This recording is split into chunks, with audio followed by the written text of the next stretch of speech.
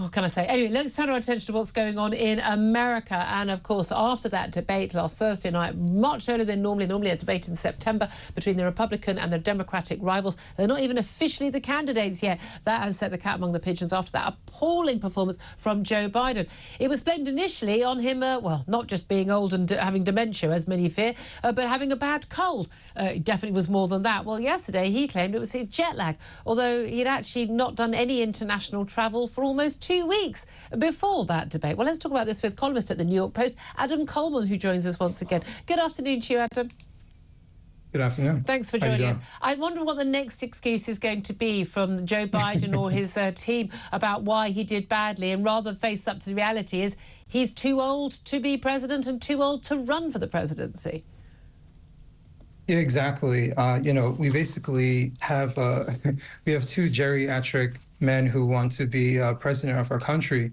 I think the age actually is a concern for both of them, but not so much. I've got a lot of concerns about Donald Trump, but I mean, I watched the whole of that 90 minutes. The guy, okay, he throws in random lies, completely proven lies again and again, but the man is lucid. The man knows what's going on, right. And Joe Biden doesn't. Yeah, there's an age concern, but as far as cognitive ability, Donald Trump doesn't look any different than 4 years ago, 6 years ago. So that's one thing that he has a very strong advantage over. Yeah. I think much of people's realization over Joe Biden's decline, which I saw his decline when he first ran for office, and I was a Democrat at the time, and I wasn't supporting him partly because of that.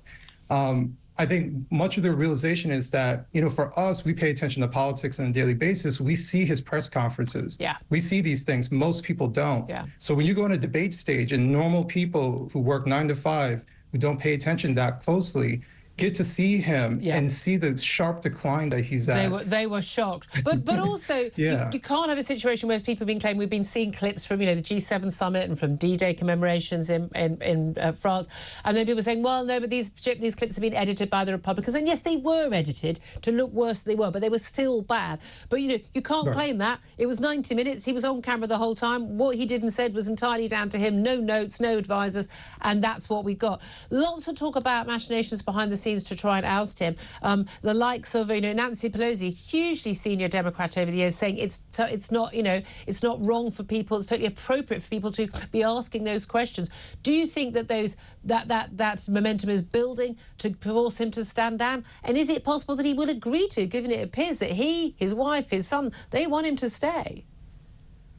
Well, for one, Joe Biden won't let him stand down. So that's one. I think that even if he was to stand down, it is an automatic loss for the Democrats, because you're giving someone else who wasn't running for office, you have to give them time to earn money for their campaign, to campaign for only a few months, and hopefully to win against someone who was the president at one point. No person who actually wants to be the president would take that. No Gavin Newsom, nobody would take that. They'd rather, I think a few of them seem to be gearing up. That's a very interesting point. Again, we are in very short bit of time for that name recognition. Other than Kamala Harris, and no one thinks she could win.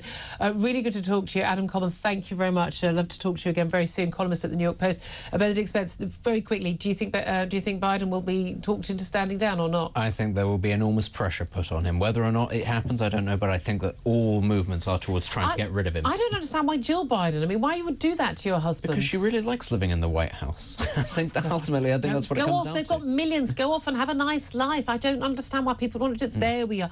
Benedict Spence, thank you so much for joining us throughout the show.